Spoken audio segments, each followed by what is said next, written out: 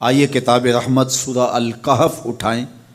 اللہ تعالیٰ نے ایک واقعہ بیان کیا ہے حضرت موسیٰ اور حضرت خضر علیہ السلام کا، کہ حضرت موسیٰ علیہ السلام عزم مصمم کر کے جب چلے تو اللہ فرماتا ہے کہ ہم نے حضرت موسیٰ علیہ السلام کو جس بندے کی نشانی بتائی تھی وہ بندہ ان کو وہاں مل گیا۔ سفید چادر اوڑھے حضرت خضر علیہ السلام وہاں لیٹے ہوئے تھے، تو یہ جا کے ان کے پاس کھڑے ہو گئے کہ حضرت میں آپ کی خدمت میں اس لیے آیا ہوں کہ اللہ نے آپ کو جو خصوصی علم عطا کیے ہیں میں ان کو سیکھنے کی غرض سے آپ کی چوکھٹ پہ آیا ہوں۔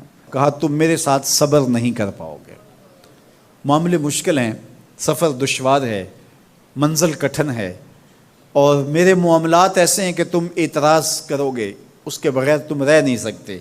حضرت موسیٰ علیہ السلام نے کہا اگر اللہ نے چاہا تو آپ دیکھیں گے میں صبر کروں گا اور آپ کے کسی حکم کی کسی کام کی میں نافرمانی نہیں کروں گا، کسی کام کا انکار نہیں کروں گا۔ کہا کہ اچھا شرط یہ ہے کہ جو میں کروں اس پر تم اعتراض نہیں کرو گے، سوال نہیں کرو گے، یہاں تک کہ میں خود ہی نہ بتاؤں۔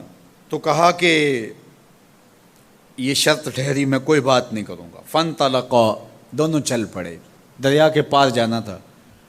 جو کشتی کا مالک تھا، کشتی بان تھا، وہ حضرت خضر علیہ السلام کو جانتا تھا تو اس نے کرایہ بھی نہیں لیا، لیکن جب کشتی پر سوار ہوئے تو عصا مار کے حضرت خضر علیہ السلام نے کشتی کا ایک پھٹا توڑ دیا۔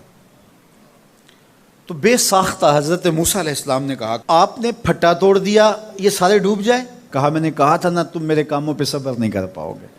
تو حضرت موسیٰ کو یاد آیا، کہا میں بھول گیا تھا، اس پر مواخذہ نہ کیجیے۔ پھر دونوں چل پڑے، بچے کھیل رہے تھے، ایک خوبصورت لڑکا وہ بھی بچوں میں کھیل رہا تھا۔ حضرت خضر آگے بڑھے اور اس کی گردن مروڑ دی، اس کو قتل کر دیا۔ صاحب شریعت تھے حضرت موسیٰ علیہ السلام، نہ رہ سکے، پھر بول پڑے ایک جان کو بغیر کسی جان کے بدلے میں قتل کر دیا، اس نے گوایا کیا تھا ہمارا؟ آپ نے بہت ہی جو ہے وہ غلط کام کیا، یہ کام اچھا نہیں کیا آپ نے۔ کہا میں نے کہا نہیں تھا کہ تم میرے ساتھ صبر نہیں کر پاؤ گے۔ کہا ایک موقع اور دے دیجئے، اب اگر میں نے کوئی اعتراض اٹھایا تو پھر دوبارہ مجھے آپ اپنی صحبت میں نہ رکھیے، عذر تمام ہو جائے گا۔ پھر دونوں چل پڑے، یہاں تک کہ ایک بستی میں دونوں آئے تو آپ نے بستی والوں سے کہا کہ ہم مہمان ہیں، آپ ہماری مہمان نوازی کیجیے، کھانا کھلائیے۔ تو انہوں نے انکار کر دیا، کہا کہ ہم تو آپ کو بلایا نہیں ہے، آپ خود آئے ہیں، آپ اپنے کھانے کا خود انتظام کیجیے۔ گزر رہے تھے گلی سے تو ایک دیوار گرنا چاہ رہی تھی، تو جلدی سے اس دیوار کو مرمت کر دیا۔ کہا حضرت ہم اگر چاہتے تو اس پہ اجر لے سکتے تھے، انہوں نے ہمیں کھانا تک نہیں دیا اور ہم ان کی دیواریں سیدھی کر رہے ہیں۔ کہا اب تمہاری میری جدائی ہو گئی، تم نے یہ بھی اعتراض کر دیا۔ تو انہیں یاد آیا کہ وہ یہ بھی اعتراض ہو گیا، اب میں تمہیں بتاتا ہوں کہ یہ 3 کام میں نے کیوں کیے۔ اللہ اکبر۔ اب سنیے، قرآن ہمیں بتاتا ہے کہ ظاہری علم بھی ہوتا ہے لیکن کوئی باطنی علم بھی ہوتا ہے۔ کہا وہ پہلی بات کشتی والی سنو، یہ 2 مسکین بچوں کی کشتی تھی، ان کے گھر کا چولہا اس کی کمائی سے جلتا تھا۔ دریا کنارے کنارے ایک ظالم بادشاہ رہا تھا جو لوگوں کی کشتیاں چھین رہا تھا، ہم نے تھوڑا سا عیب لگا دیا، وہ ٹوٹی کشتی چھوڑ کے چلا گیا۔ اب وہ تھوڑے سے پیسے لگا کے کشتی مرمت کرا لیں گے، گھر کا چولہا جلتا رہے گا، بتاؤ اچھا کیا یا برا کیا؟ کہا رہی بات اس بچے کی جس کو ہم نے قتل کیا، اس کے ماں باپ مومن تھے، نیک تھے، صالح تھے، بچے نے بڑا ہو کے بہت برا ہونا تھا، ہم نے اس کو قتل کر دیا، اللہ اس کے بدلے ان کو بہتر اولاد دے گا۔ علماء تفسیر نے لکھا ہے اس بچے کے بدلے میں اللہ نے ان والدین کو ایک بیٹی عطا کی جس کی نسل سے 70 نبی پیدا ہوئے۔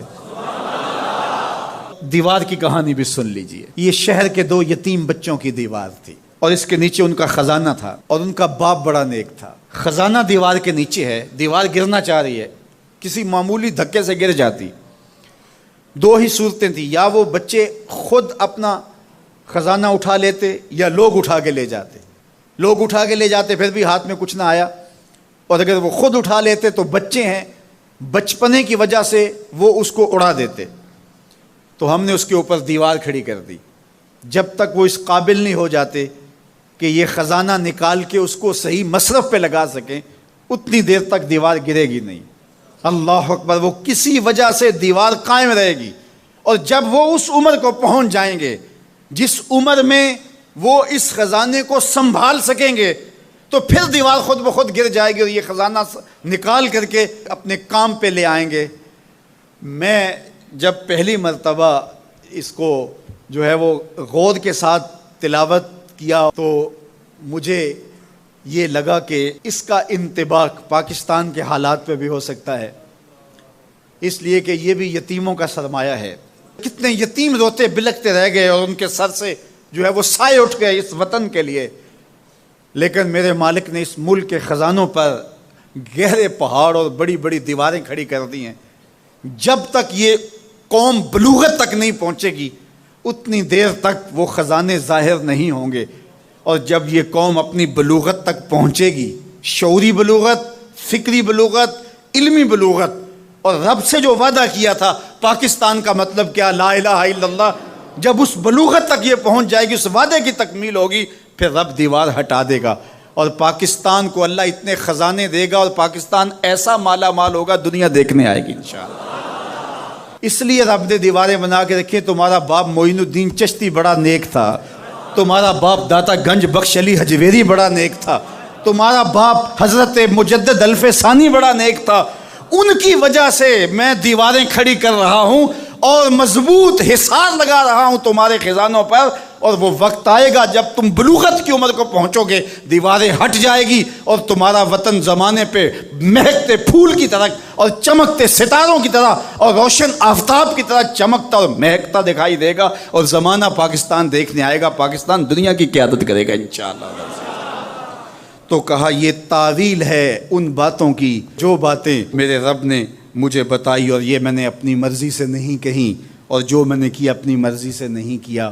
تو یہ باطنی باتیں ہیں، شاید یہ باطنی باتوں کے جوش میں یہ بات بھی میں کر گیا۔ وہ کیا کسی نے کہا تھا کہ بھری محفل میں ایک راز کی بات کہہ دی، بڑا بے ادب ہوں سزا چاہتا ہوں۔